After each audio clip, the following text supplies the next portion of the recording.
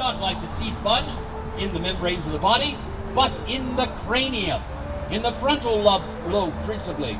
Therefore, what has happened is he expanded his cranial lobe at such an incredible rate that the hair follicles couldn't keep up. The truth of the matter was, his head got too fat for his hair.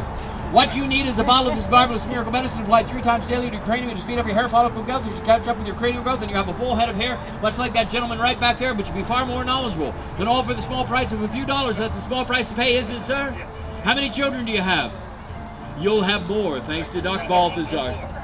My dear fellow, there are some things that even I can't change, and you'll have more thanks to... Look at the joy it brings to you, even thinking about it. Yes, even as Abraham and Sarah laughed. Yes, indeed.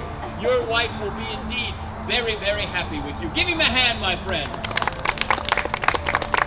There is a man who thought that he was devoid of one of man's pride and joy, his cranial covering, but I have revealed to him that not only will he have cranial covering, but he will have a plethora of children. But you say to me, good sir, you said you would provide another example, and so I shall. Who amongst you is married or will at least admit to it? Let me see your hands. Yes, he didn't put his hand up, madam, but you did. Are you married, sir? How unfortunate for you. I'm about to change your life. No, sir. I'm going to make a new man out of you. So you're married, right, sir? I see you wearing dark-colored spectacles. Do you know what that comes from? Well, it comes from cavorting with women of questionable character. No doubt not this young lady. She married you on a mission of mercy to reform you. No doubt that happened when you were a younger lad and errant in your ways. But what we pick up in our youth, we sometimes carry with us all of our lives unless we can find a doctor who can treat it. And I can, yes indeed. So, my friend, I'm about to change your life. So you're married, or you'll admit to it. Is that true? Indeed. And that is your wife? That one. You had to look at her, didn't you? You don't even remember what your wife looks like.